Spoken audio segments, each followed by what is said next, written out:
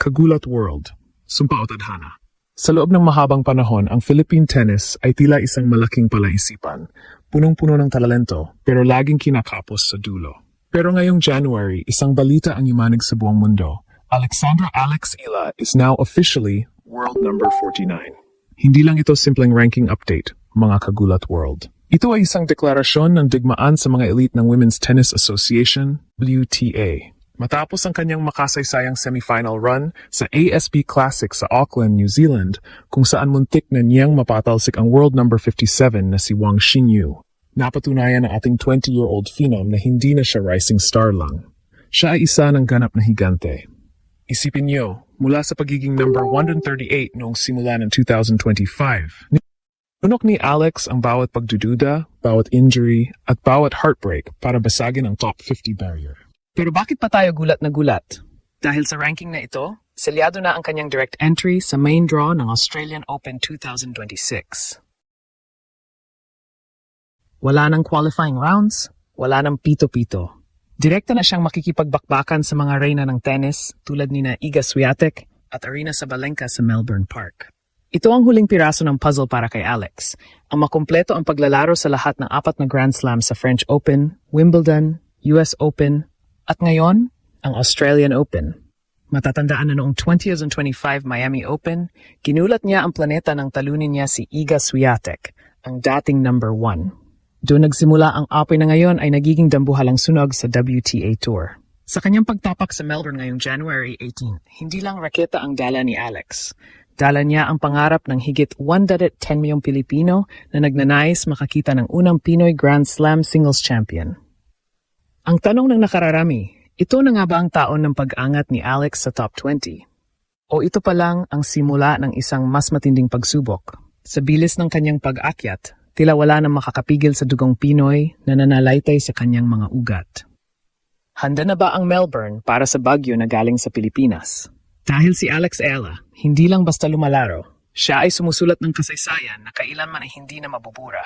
Hindi biro ang pinagdaanan ni Alex Ela para marating ang world number 49. Bawat placement, bawat puntos, ay produkto ng dugo at pawis sa nakalipas na 2 linggo sa ASB Classic sa Auckland, New Zealand. Alam niyo ba, mga Kagulat World, na bago ang laban na ito, marami ang nagsasabing baka peak na ni Alex ang number 50? Pero pinatunayan ng ating pambato na ang langit ang limitasyon para sa pusong palaban. Sa quarterfinals pa lang, ipinakita na ni Alex ang kanyang bangis nang talunin niya ang dati niyang kryptonite na si Magda Linette ng Poland, ang world number 52. 2 beses nang natalo si Alex kay Linette noon, pero sa Auckland, tila ibang Alex ang humarap. Gamit ang kanyang pamosong left-handed forehand at mga drop shots na tila may mahika, winasiwas niya ang Polish veteran sa score na 6-3, 6-2. Doon pa lang, amoy ng buong mundo na may espesyal na mangyayari. Pagdating ng semifinals, humarap si Alex sa isang pader, si Wang Xinyu ng China, ang 7th seed ng tournament. Ito ang laban na hindi malilimutan ng mga tennis fans. Sa first set, bound si Alex, 1-5. Marami na ang nag-switch off ng TV, iniisip na tapos na ang laban.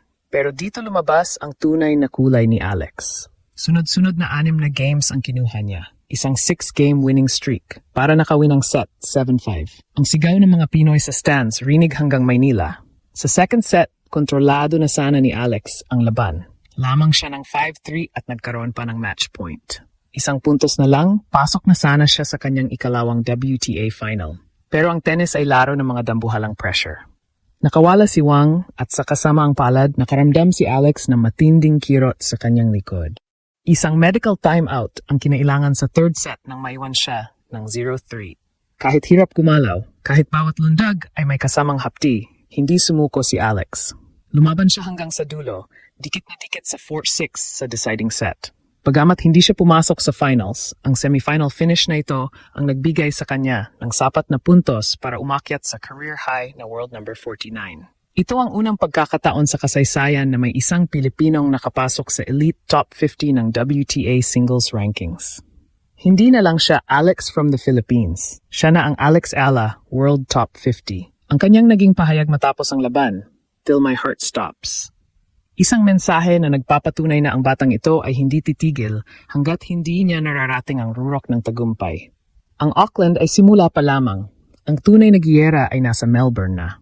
Balikan natin ang March 2025.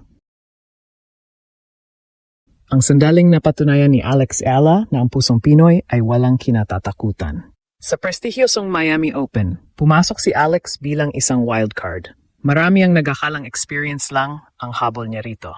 Pero nagkamali sila. Sunod-sunod niyang pinatalsik ang mga dati ng reyna ng Grand Slam, si Jelena Ostapenko, 2017 French Open champ, at si Madison Keys, 2025 Australian Open champ.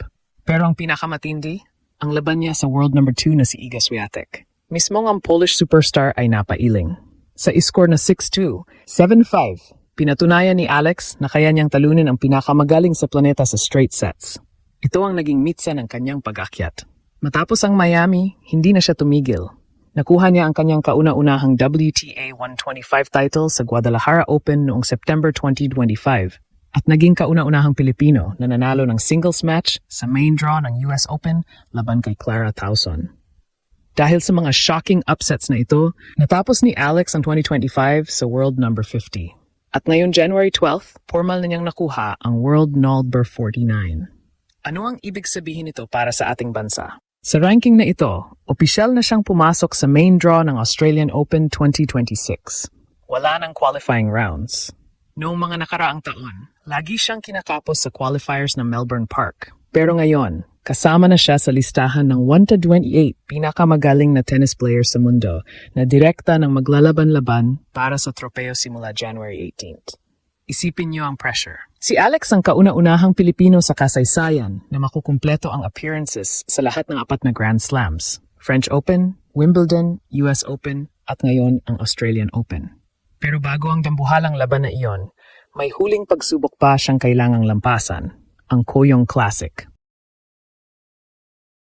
Mula January 13 hanggang 15th, makakaharap niya ang mga bigating pangalan tulad ni Donna Vekic na tinalo na niya sa Auckland at ang alamat na si Daniela Hantuchova.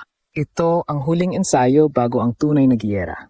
Sa bawat palo ni Alex, dama mo ang determinasyon na hindi lang basta lumahok, kundi manalo. Ang WTA goal na makapasok sa top 20 ay hindi na malayong pangarap.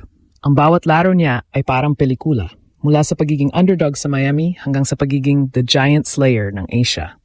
Ang buong mundo ay nakatingin na sa batang Filipina na ito. Hindi na nila siya pwedeng balewalayin. Pero sapat na nga ba ang momentum na ito para gumawa ng ingay sa Melbourne? O ang pressure ng pagiging the first Filipina ay magiging pabigat sa kanyang mga balikat? Isang bagay ang sigurado. Alex Ayala is fueled by the love of a nation. And that kind of energy is dangerous for anyone across the net.